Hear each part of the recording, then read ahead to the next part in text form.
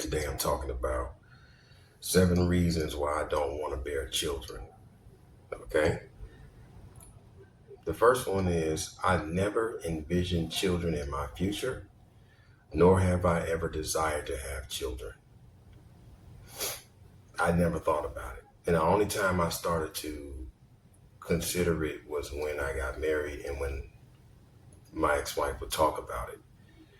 I was thinking of it because society said that's what I was supposed to do. But when I really got to thinking for myself, I realized this ain't my desire. So I'm not having children just because society says to have children. So that's one reason why.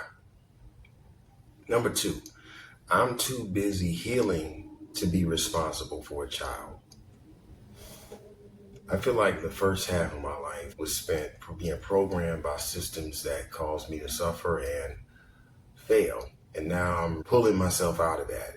I got out of religion, I got out of toxic relationships, and now I'm trying to heal and build myself up. And I'm trying to find my inner child or connect with that person that was there. And then I'm trying to raise a kid too. I don't think it's a good thing. I don't think it's a good thing for me right now. Number three, it takes a village to raise a child, not just two parents. We don't have villages that we can trust today. And without a village, a child becomes a burden that can destroy you as two parents. So if you got a two-parent household and no village, your child can actually drive you crazy. The amount of energy it takes to raise a child, and I'm coming from psychology research, this idea that it takes a village to raise a child is totally accurate. You can't raise a kid with just two parents because two parents narrows the child's perspective on life because those two people may be in sync or not, and they have these narrow views of what life should be. But within a community of people, they have a variety of views and opinions that they can connect to. It gives them a well-rounded perspective on life. They get different viewpoints and information too, knowledge and wisdom from a village setting. And then those village people can help you raise that kid by taking them off your time so that you can have date night with your spouse or your girlfriend or whatever.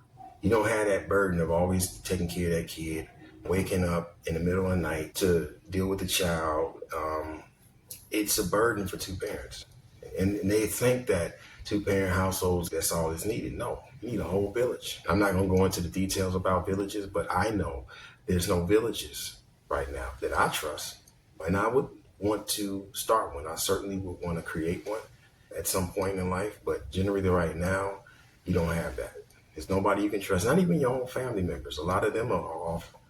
So I don't think that that's not a conducive environment for a child to be raised in. Because I've seen parents go crazy raising children.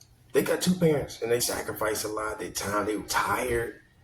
It's worse on a single mother, on a single father. But two parents, they still can be ran out by one kid. One child will wreck two parents because they're not supposed to raise your kid with just you two. You're supposed to have a village to help you. Okay? Number four, because of the negativity in the world, I wouldn't want to bring another person into this. The world is negative, okay? It's racism, it's colonialism, it's parasites and kleptocrats and systems that create suffering for people. And I don't want to bring my kid into that. Now, is it possible to create a space somewhere in the world where that's not happening? Totally. And once again, I would love to do that. But right now, I'm giving you my reasons as to why I wouldn't want to bring a kid into this world. And that's one of them. Number five here. Given my knowledge of psychology research and childhood development, children are delicate. They're easily programmed, and I don't want to mess them up. Okay? Now, I don't feel that insecure about my parenting skills if I was a parent or if I was tasked with raising somebody else's children or teaching kids. I'm not that insecure because I know what I know about raising children. Based off all the research and practice that I have, I'm not that completely insecure. But at the same time, if I'm trying to fix me, a 40-plus-year-old man who's from 0 to 40 has been under systems and programs and shit like that. What about me don't know that could potentially harm a child that's developing now, you know? And I only come this way because I'm aware of not only myself, but I'm aware of my own parents. I've seen my own parents, unhealed trauma, all kind of shit. And I see other people's parents. I see these people and they like, man, you ain't got no business having children. The fuck are you doing? And the way you treat your kids growing up is the way they're gonna treat themselves. If you don't treat your kids a lot of respect, they're not gonna have self-respect. If you treat them like they slow, they're gonna grow up being slow. And you be thinking, well, I didn't know that was that, and I didn't know that I did that and how that would affect the kid. You a stupid motherfucker. You need to take some educational courses on psychology. It's not just about being ready to produce the kid. You know, a lot of people will prepare for the route to the hospital when the child is about to be born, or they might have a midwife. They got all that set up. They got the baby room set up, but they ain't done no research on raising a successful child. The psychology of raising a child. They ain't done none of that shit. And so we got this baby, your dumb ass got trauma and you don't even know you fucked up and now you about to fuck your kid up. I've seen adults that I was around, co-workers or not, church people, fucked up, shitty, trash, broken ass people who need therapy, and they up there announcing they got a baby on the way. And I'm like, damn, I hope that baby die, because to be born to you and to be in that family of yours, I mean, I said some fucked up shit. Yeah, I hope that motherfucker's stillborn. He don't have to come through you. I don't want to see that. You know, I don't want to see your baby. Oh, Lord, that child being born to you? Oh. That's how I feel sometimes. Knowing what I know about raising children and the parents' impact on the child, most people are a result of their parents. Most people. So I'm real hesitant to really jump into parenthood knowing what I know, but I do feel some level of sense of what I know about parenting through research that I could do a better job. But still, I would say I'm wise enough not to do it until I get to a certain place. Number 6, in a broken society, to have children hurts everyone. If they're not raised properly, they become a menace to society, and the parents suffer the stress of raising them without the village, as I just mentioned early on. So, you know, single mothers and people with poor parenting or 2-parent households, the kids gonna be fucked up and they might become a problem. You know, they end up growing up to be a fucking narcissist because you didn't give them the proper love and attention and things like that. That's what I'm looking at when I look at people who about to have children. I'm like, man, you about to make a narcissist. You about to bring a fucking parasite into this world that's going to trouble everybody. No. I remember when I first got married and people were telling me, hey, you going to have kids? And I found that question to be offensive. So are you going to have kids? You mind me asking you? She shut the fuck up and mind your goddamn business. Don't be asking me where I'm going to put my seed and how many kids I'm going to have. Fuck you. Ain't none of your goddamn business. But I had an issue with it because it's none of their business, but they pressure you. You're supposed to have children now. Now that you're married, you're supposed to have children. So you can be miserable like me. Yeah, because most parents are miserable. Not all. I'm not saying some of y'all love you got a decent family and a village. But generally, that's a big burden that people take on, and they end up suffering from that.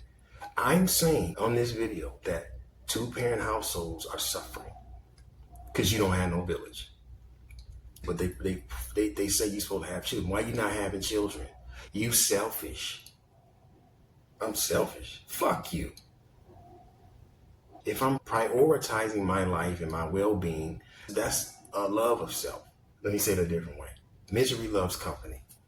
They know they're not happy with them kids. They love their kids, but they also know that they're going through a lot of misery and shit. So now they're like, won't you have some kids too? So you be miserable like me. Let me be clear. I'm not saying children make people miserable. I'm saying in the context of a world where you don't have a village, stable in society that's healthy, you're gonna have problems. Those children are gonna cause you problems because they need so much. And when you love them, they're draining you. You gotta pour so much into children. Yeah, people, you supposed to have kids. You supposed to have kids, man. Fuck you and get out of my goddamn bedroom. Telling me where to lay my semen. Fuck you. Mind your fucking business. You ain't got no kids. Fuck you. Mind your business. One thing I hated the most when I first got married, the motherfuckers start talking about how many kids you gonna have. You shut up. All right. Yeah, most people will pressure you to reproduce. Yeah, call you selfish for not wanting children, and pity you for not having descendants. So at some point, so you're this age and you don't have children. Now they looking at you funny. Oh wow, that's just. Who's gonna take care of you when you get older? And that's so sad. You don't have any children. Fuck you. That's my response to people like that. This is my body, do what the fuck I want to do with it. You know what I mean? It's worse for women though, because women say, I don't want kids. And it's like, can you just respect her decision instead of shaming her for not having children? As if she somehow can't have children or something's wrong with her. Everybody ain't got to reproduce. They don't.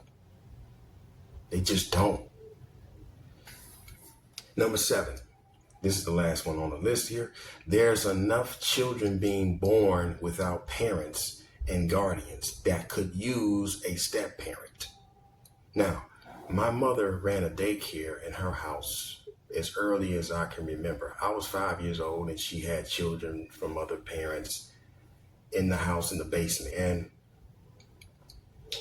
as I got older, in my early 20s, I think, it might have been my late teens, at some point she started paying me to help watch them for a few hours while she went out to get groceries and different things for the children and everything like that. So at some point, I was down in with those kids and managing them and playing with them and hanging out with them. So I like children. I'm not against children, and I'm not against taking care of children that don't have parents and stuff like that. You know what I mean? I'm just saying reproducing, like actually gonna blow my load off in some woman and have a baby.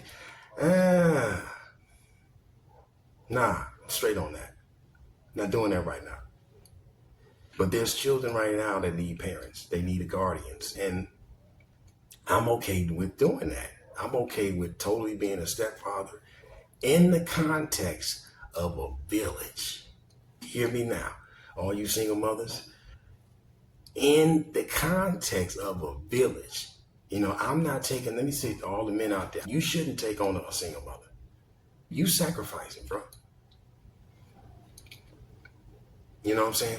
Now, I'm coming from an African perspective, meaning that all the children belong to everybody, the village. That's where I come from. But when you're dealing with women who have children by other men and you're taking care of her and those children, they got a different energy from another man, and there's no village to support you. He's not around.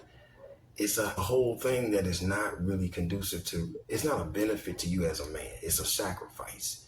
And it ain't nothing noble about it. I just wouldn't do it. Once again, though, if I belong to a strong village where we have good, healthy principles, okay? And there were a bunch of kids running around, whether they had parents or not, I had no problem having them come over my house. I'd give them some wisdom, some games, some food, hang out with them, take them places. I don't have no problem with that shit because I like kids. I like children. I like people. But to say that we're going to just have some babies now, I don't have no village and me and my wife and me and my girlfriend will just have a kid, that's goofy, man. That's fucking goofy. I'm not doing that shit, okay? And so these are my reasons, man. And what are your reasons as to why you don't want kids? Okay, I want to see in the comment section. Do you got anything that I didn't mention here on the list? But yeah, let me say this to anybody who wants children. Start following some children psychologist podcasts. There's a ton of them on Instagram, YouTube. Just start learning how to actually raise a successful child, not just an intelligent child. See, a lot of times motherfuckers want a smart kid, but the kid ain't spiritually strong. so that when they get older, they can be strong in life. So a lot of parents don't prepare their children to be strong in life, you know. So let me end it right here. You can see the passion when it comes to me in this topic, and I'm gonna talk about this some more. But that's all I got for now. Neilworld.com. I talk about the making of parasite children or narcissistic children in my book, Why We Suffer, the Parasite Program. You can go to Amazon or go to neilworld.com to get it. In that book, I discuss how that's made. How do you make a child into a parasite? How to create parasite children. So check that out so that you don't do that shit with your kids. So you can raise a healthy child. That's all I got for you today. Peace.